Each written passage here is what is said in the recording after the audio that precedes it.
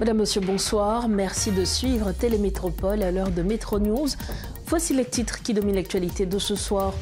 Alors que la date de la fin du mandat de la mission multinationale d'appui à la sécurité en Haïti approche, des acteurs se montrent de plus en plus perplexes quant au déploiement d'une nouvelle force multinationale dans le pays. En dépit de l'intérêt manifesté par les États-Unis, le colonel Himmler Ebu estime que les rapports de force sur le plan géopolitique n'ont pas évolué pour permettre la concrétisation d'une telle initiative. L'insécurité en Haïti demeure au centre des préoccupations de la communauté internationale. Le secrétaire général de l'OEA, Albert Hamdine, a présidé une réunion axée sur le renforcement de la sécurité maritime en Haïti.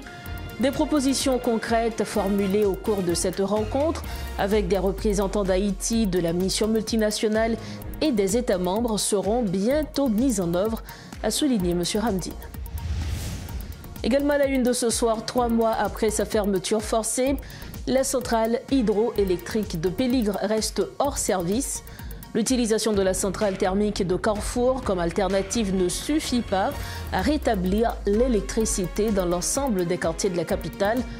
La Fédération des syndicats des travailleurs de l'électricité d'Haïti appelle les autorités à faire preuve de bienveillance afin de préserver les efforts de production déjà consentis.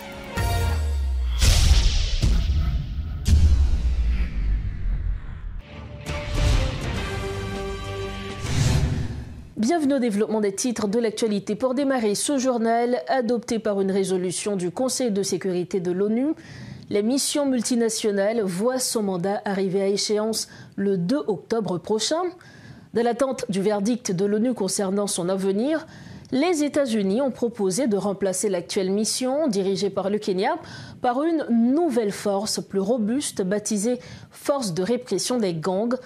Selon la proposition soumise aux États membres du Conseil de sécurité, cette nouvelle force disposerait de mandats renforcés, de plus grand nombre de policiers et d'une autonomie élargie vis-à-vis de la police nationale d'Haïti.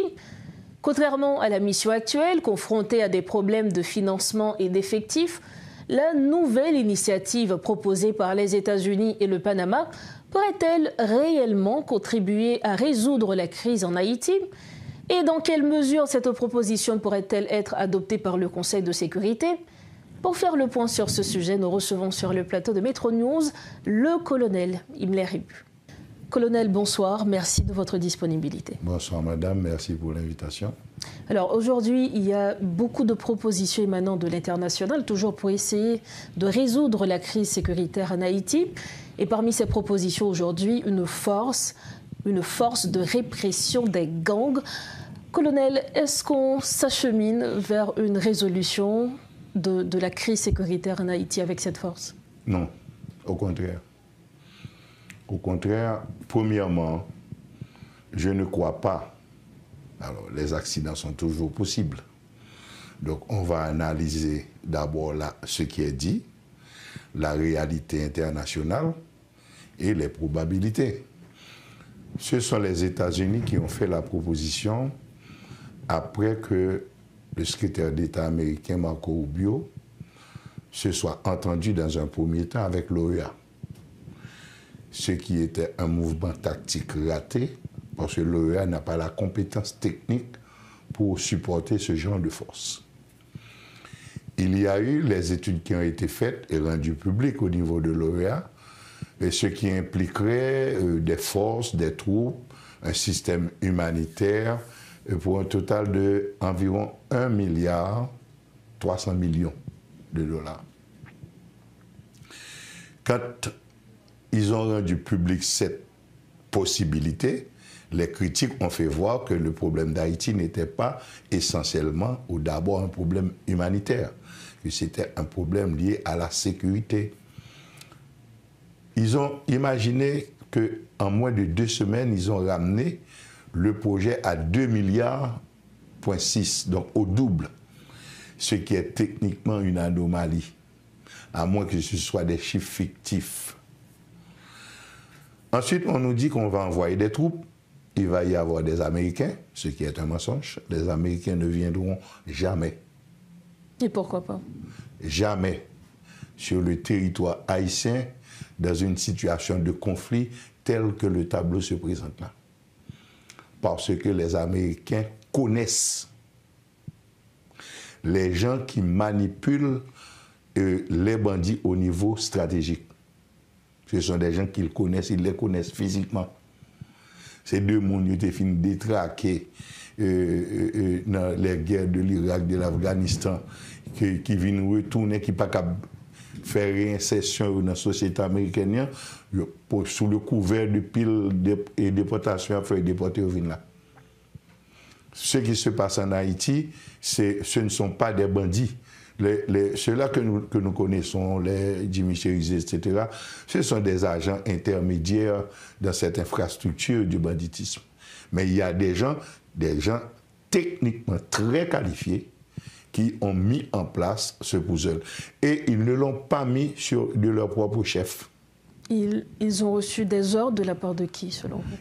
Pour moi, Haïti est à l'intérieur d'un complot incluant les États-Unis, l'Angleterre, et il faut comprendre ceci à travers, parce qu'il y a toujours eu cette possibilité qui était flottante, et depuis le tremblement de terre. J'en ai eu la conviction quand Jimmy Cherizé a lancé l'appel pour demander aux gens de retourner chez eux. Quand j'ai vu l'immensité du désastre qui a été commis par les bandits de rue, ceux-là qui ont exécuté les bas œuvres, et quand je me rappelle ce slogan qu'il lançait toujours après avoir fait fuir les habitants, il disait toujours « nous faire le gens blancs et mandel ». Donc pour moi, il y avait, ou bien il y a toujours, parce qu'organiser un tel désastre dans une ville répond à la théorie de la politique de la terre brûlée. Et toute politique de terre brûlée veut dire qu'il y a quelqu'un qui a besoin de cet espace physique.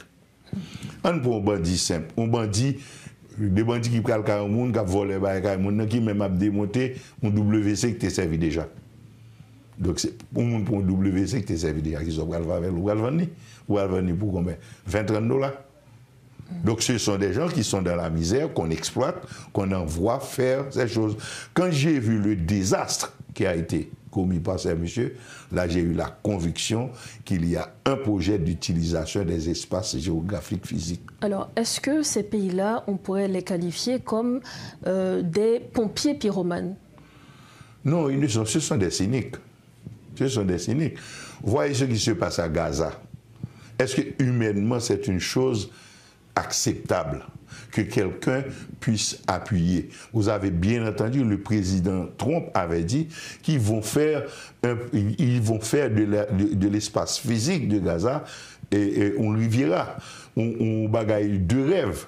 Donc, ils sont à l'intérieur d'un projet assassin pour tuer les gens et les Palestiniens. Ils ont même osé dire qu'ils vont déplacer ces populations pour les envoyer dans des pays limitrophes.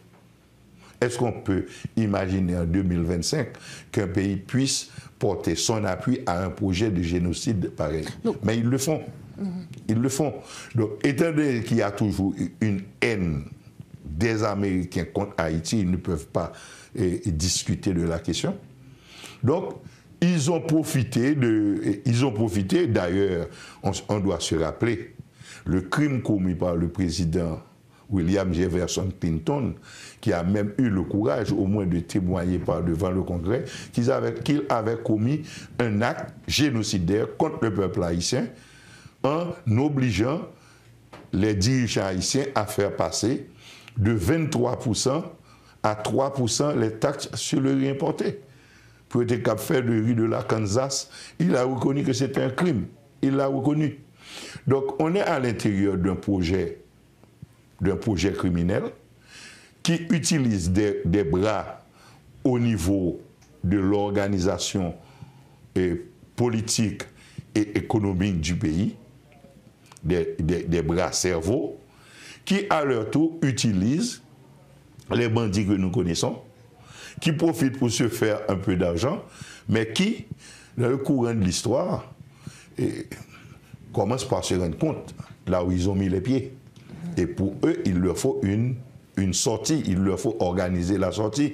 Or, on a remarqué que les dernières dispositions prises par les Américains sont en violation des ententes qui ont été faites avec les bandits. Alors, colonel, fort de ce constat, les autorités haïtiennes, quel devrait être leur comportement? Est-ce qu'elles devraient accepter cette force de répression des gangs, ou pas? Non, mais c'est eux qui ont demandé. Quand, en octobre 2021, non seulement Ariel Henry avait demandé l'occupation d'Haïti, mais il avait même fait publier la demande dans le Moniteur. On n'est pas face à des inconscients, on est face à des criminels. Les gens du CPT, les gens qui ont été demandés, parce qu'il y a des choses qu'ils pourraient demander. Comme quoi, par exemple? Il y a des choses qu'ils pourraient demander. Par exemple, on m'aurait demandé mon avis. Si vraiment les États-Unis sont aujourd'hui coincés, qu'ils veulent sortir de cette affaire, j'ai des doutes. Mais, opérons par des si. Eh bien, premièrement, il y aurait eu une entente entre les États-Unis et Haïti, d'abord pour bloquer la sortie des armes et des munitions des États-Unis vers Haïti, la première chose. Deuxièmement, les États-Unis auraient signé un accord avec Haïti pour renforcer la police nationale. Après un gros travail, un profond travail de vetting, parce que la police mérite d'être inspectée et nettoyée aujourd'hui. Et la même chose pour les forces armées d'Haïti. Parce que la force qu'on nous dit qu'on va nous envoyer, on prétend qu'il va y avoir des Américains, des Canadiens, etc. Est-ce que vous pensez que la situation internationale dans laquelle le président Trump s'est mis à travers sa stratégie, et dans ses désaccords aujourd'hui avec le Canada, vous pensez que le Canada, qui au départ était déjà réticent pour venir s'impliquer dans quelque chose en Haïti qui est un dossier américain, le Canada n'était pas venu, avait dit pourquoi il n'allait pas venir. Donc aujourd'hui, les États-Unis réunissent les conditions de coopération suffisantes pour que cela se produise. Les États-Unis ne sont pas en situation de faire passer la résolution au niveau du Conseil de sécurité. Mais on ne sait jamais, les accidents sont toujours possibles. Alors, nous allons mettre fin avec cette interview, mais avant, quel devrait être le rôle, le comportement de la population haïtienne, puisque c'est cette population qui subit toute cette méchanceté, toute cette violence des gangs? Quel devrait être le comportement de la population? Et quand la population essaie un seul jour de se soulever, de dire que nous ne sommes pas d'accord, nous voyons la police nationale avec la capacité de tirer sur les gens. Et la police ne peut jamais prendre la responsabilité de tirer sur des manifestants sans avoir reçu l'ordre des gens du CPT ou bien du gouvernement. Ça, c'est très clair. Donc, il nous faudrait, parce que si jamais cette force-là vient, la force ne va pas s'engager dans des combats avec les bandits. C'est pas vrai. C'est pas vrai. Ils vont faire, dans le meilleur des cas, et agir en tant que force de contention, en verrouillant les bandits, les empêchant de sortir sur l'espace public pour aller causer des actes. Et aujourd'hui, c'est la seule stratégie utilisable à mettre en application. Et on n'a pas besoin de force internationale pour ça. Oui, on a besoin de l'assistance technique. Oui, on a besoin du matériel et de l'équipement, l'assistance technique pour montrer aux gens comment utiliser le matériel et l'équipement qui sont hyper développés aujourd'hui, avec lesquels nos fantassins, nos policiers ne sont pas habitués. Oui, on a besoin d'une assistance humaine technique, une assistance en matériel et équipement, mais surtout, une mise en place d'une organisation de la population. Parce qu'en organisant la population, en renforçant l'armée et la police, on a la capacité de résoudre le problème, de stopper le problème. Ensuite, pour créer les conditions sociales et économiques pour le résoudre. Maintenant, ce qui est certain aussi, il faut sortir du concept de l'utilisation de la violence pour résoudre la violence. Moi, je n'aurai jamais une approche d'utilisation de la force pour stopper le problème qu'il y a là. Ensuite, pour créer les conditions pour le résoudre dans une dizaine, dans une quinzaine d'années. Voilà donc ce qui referme cette interview. Merci infiniment, colonel. Ça a été un plaisir. Merci encore. Voilà donc l'analyse du colonel Himmler Hebul. Il est avec nous ce soir à Metro News pour commenter l'actualité liée à la situation sécuritaire.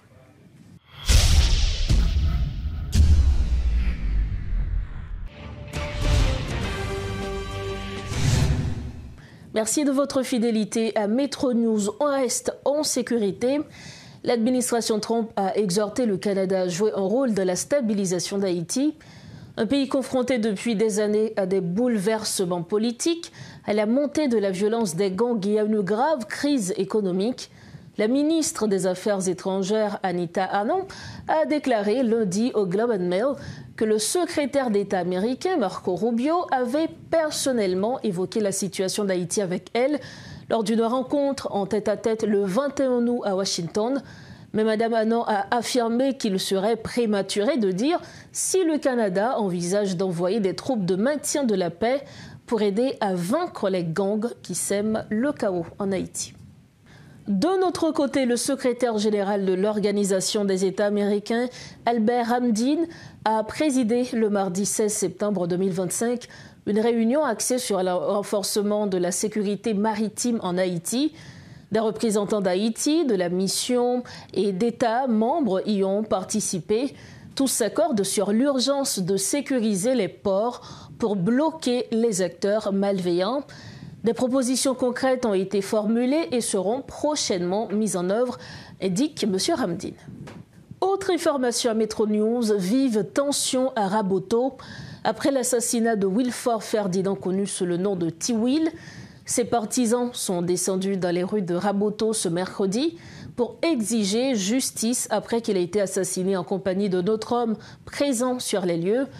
Wilford Ferdinand, alias T-Will, était l'une des figures de proue du mouvement de 2004 contre l'ancien président Jean-Bertrand Aristide dans la ville des Gonaïves. Dans un tout autre registre, 3 mois après sa fermeture forcée par des protestataires réclamant des mesures de l'État contre l'insécurité, la centrale hydroélectrique de Péligre est toujours à l'arrêt. Actuellement, seule la centrale thermique de Carrefour alimente la capitale. Or, sa production ne permet pas de couvrir les besoins de l'ensemble de la région métropolitaine. Quelle est donc la situation de Péligre, principale centrale hydroélectrique du pays? Félix Pierre Michel, président de la Fédération des syndicats des travailleurs de l'électricité d'Haïti, FESTRED, est avec nous ce soir sur le plateau pour faire le point. Monsieur Félix Pierre Michel, bonsoir, bienvenue sur Metro News. Et bonsoir Madame Mousbelin et bonsoir à tous les téléspectateurs et téléspectatrices Radio Télémétropole. Et c'est un plaisir encore une autre fois, Madame Mousbelin, pour nous ensemble avoir sur la question Péligre là. Justement, 3 mois depuis que centrale électrique Péligre lit à l'arrêt, qui côté nous aujourd'hui? Jusqu'à présent, nous sommes capables de dire non à 0 MW. Et c'est ça lié, c'est ça, tout le monde est capable de constater. Et parce que les questions depuis, comme on dit, depuis 17 juin dernier, jeudi à 17 septembre, et 90 jours, 3 mois, et que nous attendons nous-mêmes au niveau FESTRED, au niveau syndicat, et que par rapport avec diverses, son cloche, nous avons sonné depuis date, et que en fait, pour te gagner des décisions qui te prennent au niveau de l'État, pour nous souhaiter à ce que, pour nous de façon concrète, et que des travaux, nous pas dit, tu es capable de commencer, mais au moins étudier, comme nous toujours dit, tu es capable de commencer de façon très claire, qui est capable de dire en fait, et qui l'est, qui joue, nous capable de dire travailler ça, tu es capable de tourner en réalité. Mais après 3 mois, je dis, nous toujours à 0 MW. Est-ce qu'au niveau de FESTRED, pas gagné de moyens pour nous justement forcer, mettre pression sur l'autorité pour prendre cas Péliglan au sérieux. Bon, effectivement, et que nous-mêmes, nous disons dans diverses interventions que nous faisons déjà, et que nous invitons, et nous avons dit population haïtienne, nous avons dit société civile dans un pays, et quel que soit, et nous avons dit pourquoi pas l'organisation de droits mondiaux, tout l'autre monde qui connaît ça, Pélig, centrale hydroélectrique, Pélig représenté comme un patrimoine national pays à gagner, et que nous invitons pour yo bay participation yo dans ce sens pour permettre à ce que une fois pour toutes poser question pour qui raison et malgré nous connaissons un problème de sécurité et nous capables de dire d'ordre sécurité publique effectivement mais il y a des efforts il y a des et nous avons dit des bagages nous t'a supposé ouais en termes clairs tels que par exemple commencer à entrer pour parler, comme nous toujours dit, ensemble avec la population mibalizienne, et que faire une nécessité à ce que ça qui est là, c'est bien l'État, c'est pour nous lier, l'a toujours été pour nous, à ce que, pour une fois pour toutes, pour eux-mêmes commencer à accompagner les dirigeants EDH, et s'il le faut, même arriver à faire descendre les lieux, on t'a dit présent l'autre bois pour en fait regarder qui ça va là et poser des problèmes de sécurité, même si nous connaissons son gros problème de sécurité.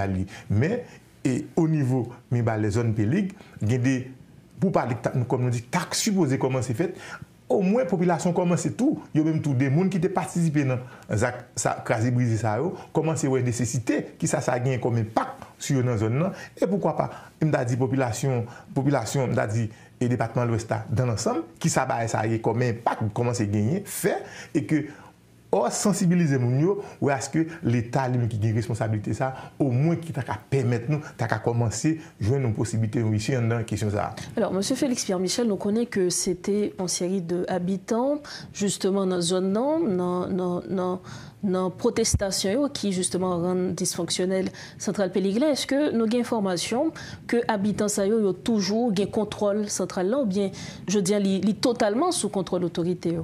Non, jusqu'à preuve du contraire, pendant qu'on parle ensemble avec la centrale là, les sous contrôle, l'État haïtien sous compte EDH. Parce que les techniciens qui toujours fait preuve de compréhension qu'ils ont gagné et sagesse, ils ont toujours disponible, toujours à le faire relève, aller dans la centrale là. Parce que qui ça a gagné? Si toutefois que les techniciens n'ont pas de courage pour être toujours disponible pour la centrale là, parce qu'il y a des travail parce que qui vous faites, même lorsque, alors comme capable de dire travail qui vous faites, c'est toujours start moteur tibinio, pas faire au marché, faire l'huile, mettez en condition à n'importe quel moment, travaux ça, vous êtes capable de donner une réalité au niveau pilonio, pour en fait, le système n'a toujours en marche, toujours été fonctionnel, et bien c'est ça qui fait que, et nous avons dernièrement un problème au niveau pont et barrage là, et que il y a un matériel dans le cadre et véhicule qui t'a passé et plus dépasser sur route ça qui pas là pour ça sous pont et que un matériel nous gagne sous pont sous barrage là et que des véhicules pour aller qui arrivé frapper et matériel ça là lui-même c'est pour faire des interventions au niveau van de chasse au niveau lac là et c'est-à-dire que ces techniciens nous qui vous fait travailler ça jusqu'à présent pendant la parole là nous à 170 mètres d'eau. Ouais, 171 mètres d'eau, ça veut dire que de temps en temps, la pluie a tombé, il y a une possibilité pour le niveau de la classe toujours à augmenter, et c'est techniciens qui là sur place, qui vous chasser de ça à partir des matériels qui existaient au niveau central là. Alors, il y a le monde qui peut-être qu'à poser cette question, si que je dis à la centrale là, nous avons de agents nous qui sous place, qui ça qui manquait, qui fait que le travail n'a pas commencé pour rendre Péliglan les fonctionnels à nouveau. Effectivement, ça un travail qui vous permet techniciens capables d'exploiter centrale là, c'est un travail au niveau pilonio qui saboté, qui crasse, qui démantible. Et ça c'est autorité. C'est autorité qui vous venir en aide, qui vous bailler participation, qui peut être EDH qui même capable de faire un travail de façon totale capitale, qui peut mettre à ce que garder ça moyen cours qui sont à pied, et puis pour faire des commandes, soit à l'étranger, ou bien avec ça, EDH a gagné déjà si on palliatif, un plan B, qui va permettre à ce que le travail ça a commencé pour le tourner en réalité. À partir de là, 115 000 vols, ça, est disponible et qu'elle va transporter au niveau pilote, nous gagnons qui saboté, qui campé, qui reconstruit, ou du moins toujours l'autre possibilité comme un plan B, qui va permettre à ce que ligne de transport ça est capable d'alimenter pour arriver à Port-au-Prince. Les techniciens toujours prêts, c'est travail, ça nous dit dans le premier temps qui pour faire. Alors, nous allons mettre fin avec interview ça, mais avant, nous connaissons que malgré Pélig, les dysfonctionnels, il y a deux zones, je dis qui ont courant, bien que dans pile l'autre zone qui pas courant, qui ça que EDH a dit pour l'autre zone ça yo? Ah bon, il faut que nous disions, et nous déjà capables de féliciter employés, nos techniciens dans la CAINO qui font un pile effort au niveau, nous capable de dire, non seulement au niveau direction et réseau, parce qu'au commencement, l'un fait commencer dans la dernière note EDH fait sortir, il a commencé avec une dizaine de circuits pour zone métropolitaine pour nous commencer à alimenter au fur et à mesure. Et bien, je nous dis, nous avons 22 circuits sur 24 circuits qui touchaient et quel que soit mon nom, c'est-à-dire clientèle dans la zone métropolitaine qui connecté sous 5 sous-stations, qui étaient des 10 sous-stations, ça veut dire que ils n'ont pas gagné de façon totale capitale, mais ils ont senti qu'on travail qu'a fait. Égal, c'est ça qui fait que il y a des clients qui étaient gagnés pendant 2, 3, 4 jours, ils viennent commencer, ils n'ont pas comme ça encore, parce que nous avons plus de clients, plus de circuits qui commencent à alimenter. C'est ça qui fait que l'aire d'alimentation que EDH gagne pour le capable en fonction des productions, les gagnants, c'est ça qui fait le partager avec plusieurs, c'est-à-dire dans les clients. Égal, c'est ça qui fait que aujourd'hui, nous satisfait du fait que le travail n'est pas facile. Nous commençons une dizaine de circuits, nous avons 22 circuits sur 24 circuits qui étaient sur 5 sous-stations. Nous sommes capables de dire, et nous-mêmes, nous ne pouvons pas dire nous bravo, peut-être nous, la CAINO, mais nous faisons un peu l'effort pour nous capables d'arriver là. Et c'est ça qui fait que nous-mêmes, nous sommes sensibles à ce que pour et quantité de production qu'il a. Nous avons dit, nous avons 5 MW qui du côté des centrales Carrefour 2, nous avons 30 MW du côté des centrales IPAWE, mais nous avons 35 MW, nous sommes capables de dire de façon disponible, on prend 25 du côté des centrales Carrefour 3, qui est 25 MW qui est disponible. Nous avons 5 MW au niveau Carrefour 1. Ça veut dire que nous avons 35 MW qui est disponible, mais c'est 5 seulement qu'on a utilisé pour Carrefour 2. Parce que nous avons un problème carburant qui posé. Carburant, ça, ce n'est pas gaz qui n'est pas dans le pays, mais c'est faute de moyens. L'État et des l'État qui est supposé à travers le ministère des Finances, qui est supposé écoute, mais par rapport avec la situation économique et des achats confrontés comme problème, je veux dire, paquet de zones de non-droit, rentrer pas fait, j'ai envie de faire, ils comptent pas qu'à fait même. Ça veut dire que c'est là, nous, c'est ça qui fait. Automatiquement, Centrale Pélig, nous retournons toujours, tu as une possibilité de 36 MW ça qui a été dans la rue, tu es capable de retourner, c'est une grande satisfaction pour la population, pour nous-mêmes, EDH, tu es capable de permettre nous parler une possibilité pour nous, non seulement au niveau central et Temigio, mais central Idosa, nous avons utilisé qui t'a permis la population de clair. Et c'est ça fait. Nous avons dit, nous pas attendons un petit mot dans la bouche, porte-parole au niveau de la présidence, nous pas attendons un petit mot dans la bouche, porte-parole la primature sur question et Pélig là. Monsieur Laurent Cécile, depuis le monté, pas jamais entendu un petit mot dans la bouche sur cette question centrale Pélig là. Mais ça fait aujourd'hui, nous tiens ce que nous avons questionné, nous avons dit silence responsable ça pour faire des efforts pour une fois pour toutes, pour fin année 2025 là, pour nous effectivement pour le pas passer sans centrale Pélig, pas sur réseau, Madame Ousbelle. Un énième appel pour autorité en place. Merci infiniment à vous-même, Monsieur Félix Pierre Michel. C'est moi-même qui vous dis merci et Madame Ousbelle. Merci encore. Voilà donc les propos du président de la FESTRED, M. Félix Pierre Michel. Il était avec nous ce soir à Metro News pour commenter l'actualité, notamment ce qui a trait à la centrale de Péligre, qui est dysfonctionnelle depuis déjà 3 mois.